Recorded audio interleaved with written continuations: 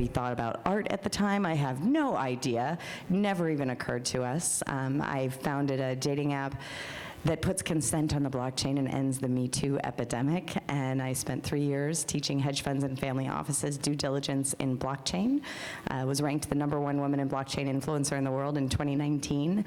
And I've just launched Foxies. I have a nonprofit called Crypto Vixens to inspire women to join founding teams as advisors or co-founders regardless of technical expertise, because let's face it, everybody uses email and they don't know how it works. So what's the point of saying you don't understand blockchain?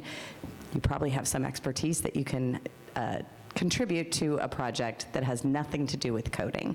So that's really what we try to get women to understand. And then with Foxies, our latest NFT drop, we are educating 1 million women in blockchain development and entrepreneurship in the metaverse. It's super fun. Hi, my name is Asia Johnson. Don't worry, it's not what you think. I am formerly incarcerated, and I spent 7 years in Michigan's only prison for women. The very last year of my incarceration, I wrote, I imagined, I dreamt of directing and producing a film. Didn't know how much money it was going to take, who I was going to need to know, what rooms I was going to need to be in, but I knew that that's what I wanted to do. So when I got home, I directed, wrote, and produced a film. And it took way more money than I ever expected. It took way more connections than I ever thought possible, but I dreamt it, and so I did it. And I moved to LA last year. I work for a nonprofit called the Bail Project. And I left that company last week for a new position with a new company. But I met this amazing woman named Mitra Johansson, who is the founder of Huma House. Huma House nurtures, respects, values artists who are touched by incarceration, who are justice impacted, who have ever felt lost, marginalized, like they have been forgotten. So together, Mitra and I have partnered with Nifty's and Human Grab Productions, which is ran by Lena Waith, and our NFT project actually drops tomorrow. So they took stills from my film Out of Place, which is about freedom for incarcerated women, because none of us are free until we're all free. So the people that are inside are mothers, they're sisters, they're your neighbor, they're your daughter, they're your friends. These are people that have been part of the community, who were once little girls with bright futures ahead of them, and because of poverty, because of mental health, because of addiction, they made mistakes. And it is very important that what Sophia talked about in inclusivity, that we make this space all-inclusive, and that we don't forget about human beings that are locked away in cages. And so that's what my art is really focused on. Bringing those people, not just incarcerated people, but people who are in other countries who are fighting for their freedom, people who are in their household and they're scared to speak up because of a parent who may be abusive, just anybody who has ever felt like literally that their voice, no one could hear it. And so that's what my art does. It aims to amplify and make it so that everyone's voice is heard. And through this NFT project with Lena Waith and Nifty's, we are really amplifying the work of men and women across the country, and based right here in Los Angeles, who didn't know what an NFT was. I came from a space where I thought NFTs were so exclusive and so othered that I could never have access to it, but I do. And so I'm just really honored and grateful to be part of this conversation. Thank you, Asia. Thank you, Asia.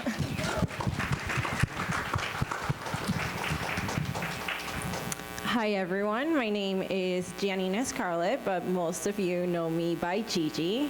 A little bit about me, I'm from Venezuela. I'm a software engineer, and I probably say that way too much.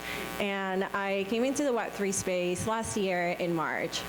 So when I came into the Web3 space, I've been a huge advocate of like Web2 and Instagram, YouTube, TikTok, you name it. And for the last 2 years, I've been making such a huge push to get more women and minorities into tech, right? So that's been my focus. And then when I joined the Web3 space, I'm like, oh my God, this is a space that has so much opportunity. There's so much innovation. It's amazing to see all the things that are possible to do with the blockchain and just with like NFTs. I learned Solidity, learned how to write a contract. That's when it really clicked for me what was the smart contract and the power that you have if you do know how to write this and like the things that you can do with it.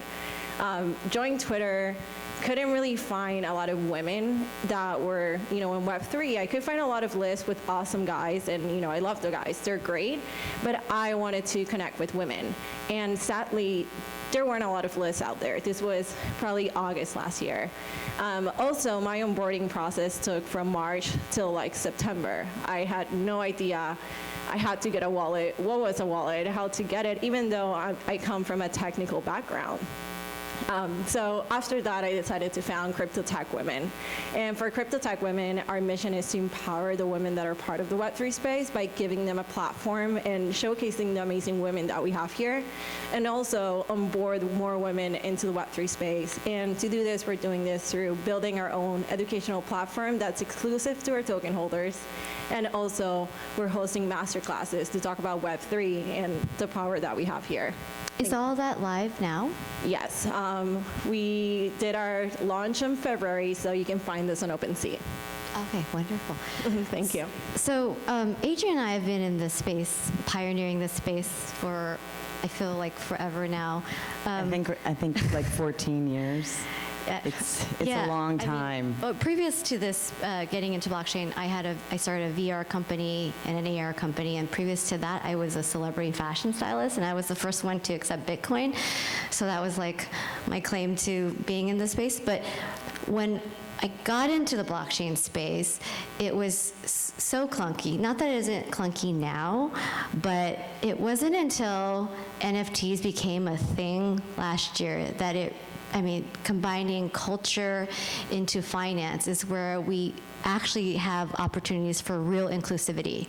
And so that's why you were able to come in, like creators and people from all walks of life. Just the blockchain, the crypto space itself is so difficult and clunky, just getting a wallet. Like one of my friends here who's been in finance and startups for over 20, 30 years couldn't even get his wallet to work. So imagine what it's like for an average woman. So what we want to really tackle is like, how are we educating? How are we bringing women into this space through education? And what do you think? I think we start with girls. That's why we're doing Foxy's for women and girls. You set up a 6-year-old or a 7-year-old in front of CryptoKitties, and let me tell you, they fly. My friend's daughter probably owns the most CryptoKitties of any human on earth, and she started when she was 6 or 7. It's not challenging to them because they don't have any preconceived notions. You go, you do this, you do this, you do this. They go, okay, and they do it. And then so we have to start with them and then go upwards. It's not the trickle down like it normally would be, where the adults are teaching the kids. The kids need to teach the adults. And as for women, the one thing that I think is fabulous about NFTs is crypto is like, it's technical, there's technical analysis, there's candlesticks, finance charts, and everything that make your eyes roll in the back of your head and sometimes make you cry. And this is art, and this is community, and this is so many transferable skills that we already possess as women, just walking through life, just figuring out play dates and this and that, whatever it is. We already have all of the skills that we need to build community for NFTs, and the technical piece of that NFT is very small compared to the impact the community can make. And I think that feels much more comfortable for women, and we have so many more ideas about it, and it's beautiful. I think this is the reason why we're going to be able to get that gender equality, because right now we only have 7% of women in tech. 7% of the technical people are women, so we also have a shortage of blockchain engineers. But we there's have like 16% wallet holders are women for NFTs. Yes, but for technical, right, it's only like 7. But you have a whole bunch of women who design websites and who design mobile apps. It's not like they're not technical. They already know how to do it. You just need to upskill them. So it's a tiny little pivot, a tiny little move forward. I think we're going to see a huge upsurge in the number of women who are participating when we give them those open doors and those little opportunities to just take the leap.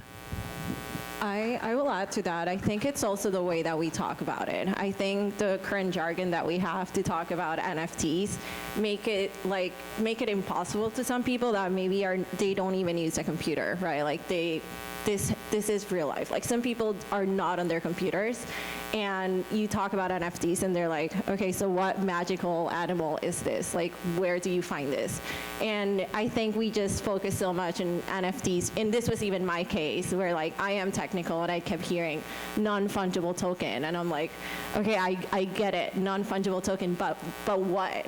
But what else? But anything. That's the whole point. It can be anything. Yeah, but then when you change the way that you speak about it from NFTs to digital art or digital collectibles, that's when it starts clicking for other people. So I think like the way that we talk about it, we try to make it so fancy that we keep people behind by not breaking it down. So the more that we are able to put out educational pieces on what are NFTs, simple, they're digital collectibles. What do they do?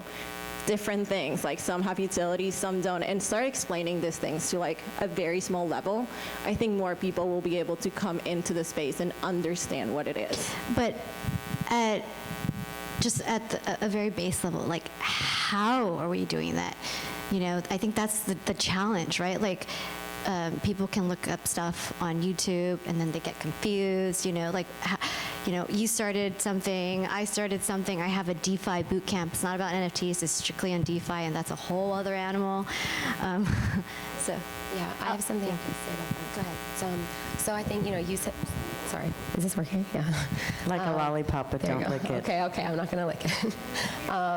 You guys are saying really important stuff about, you know, like, first of all, who is it accessible to, and what words do you use and what language do you use to talk about the space? And I think that one of the main things when you think about if your goal is to get more women into the space, that's your target audience, right? And you have to think, where is my target audience? What channels are they on, right? So the women here are creating incredible content. All of you you're in there, you're making amazing content that is accessible and is speaking the right language. And I think one of the keys is to think about where can people consume this content, because a lot of NFT projects just have, you know, maybe a Discord, or they're focused on Twitter, or, you know, they're all in on like one main area. And I think that you have to think like, how do people consume your content? Where are they? Because the more places you can put that content, whether it's YouTube or Spaces or audio only apps, right? Social audio, traditional media, you know, glossy magazines, wherever people can consume it, you need to spread it through a diversity of channels so that more people can reach and access it. And I'll give you an example just because, you know, our team communicates on Discord a lot. And for someone like me, I can't really join Discords. Like, I have 2 small children at home, and, you know, I do other things also professionally, and I just don't have time to be part of Discord conversations that are just like frothing and bubbling, and I often feel like I'm like behind and I don't catch up. And so, you know, our team communicates on also like different channels like WhatsApp, and like, you know, I don't know if WhatsApp is cool, if I just made myself sound like a European loser, but yeah, like, you know, all different ways. And so like being open to communicating with your team in different ways and putting your stuff out there, even in like I said, glossy traditional media is also like a good place to put it. So that's, if you're working in this space, you really need to be aware of the channels, right? And if I'm driving my kids home, like, I can turn on like social audio and listen to it in the car and join in if I can. So you just have to think about where people are when they consume your content. Go ahead. For me, it took seeing someone who looked like me to know that this was accessible for me. Like, you can see 1,000 people, but if no one looks like you or has your experience or has, you know, the skills, you're like, that isn't for me. So it took Lena Waithe to say, I'm making a lane for people who feel this way. Or today, Ashanti, who's an R&B singer, is doing something with NFTs and music. So to Sophia's point, it is about diversity, but also diversifying like the content and who has accessibility. And to your point,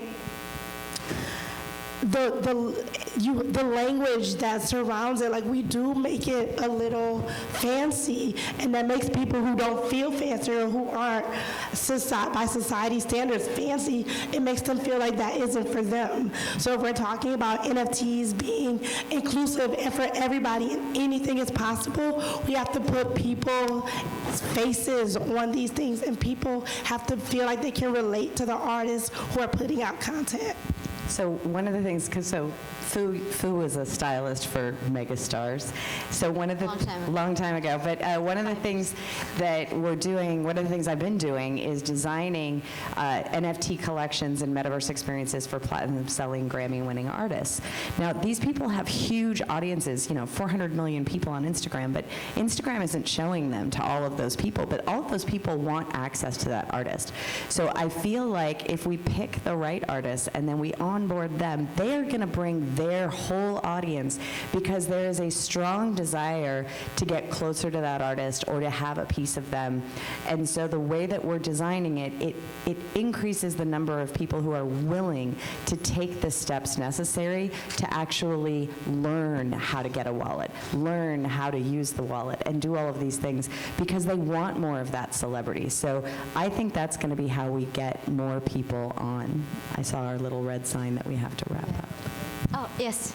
Just really quick, thank you all so much, beautiful women out here. Yes. So, I think I wanted to ask about what software would we use? What should we, if we have an NFT project or going to build something on the blockchain as women, as we know, like even with VCs, now they're seeing like, okay, we need to fund a little more with women and minority after the George Floyd thing happened. So I guess my question to you guys, since you guys have been in this space, if we're going to do a pitch deck, what should we include? Or which VCs or which of your nonprofits or something that we should target? And also in terms of if I'm in fashion, so I'm looking at it on a bigger scale, not just art, but how can I help my community in the long run? So software. Metaverse fashion is going to be absolutely fantastic. Downstairs is a booth, Async. They have a generative art WYSIWYG no-code builder that mints for free. Well, your buyers mint it on Ethereum. So that will get you started. Nifty Kit is a phenomenal place for $9.99 a month. You upload your stuff, you sell it, and there's no fees on Polygon. So there's a ton of different platforms. Asking which platform or what, that's like, well, there's 17,000 pieces, right? Yeah. So it's almost impossible. I have my own platform called omakase.com. So we will mint if you have a generative project, we'll mint it for you in like 45 minutes. You just have to connect your wallet. And including if you want to learn more, I also have a DeFi bootcamp for anyone who wants to learn about DeFi. I know we're talking about NFTs here, but DeFi is really big, That's how you're going to fund your fashion that's line, how by you're the going to way. fund it, yeah. Why VCs? Why give up equity when you can talk to Fu, learn about DeFi, set up liquidity pools, and have your entire audience funded? I was going to add, there are also some platforms that allow you to have a collectible linked to a real life piece. I have like the website, I don't know it off the top of my head, but I can give it to you. And what they do is that they bring either your design to life and they have a chip in it, so you can also have a collectible link, like an NFT link to it.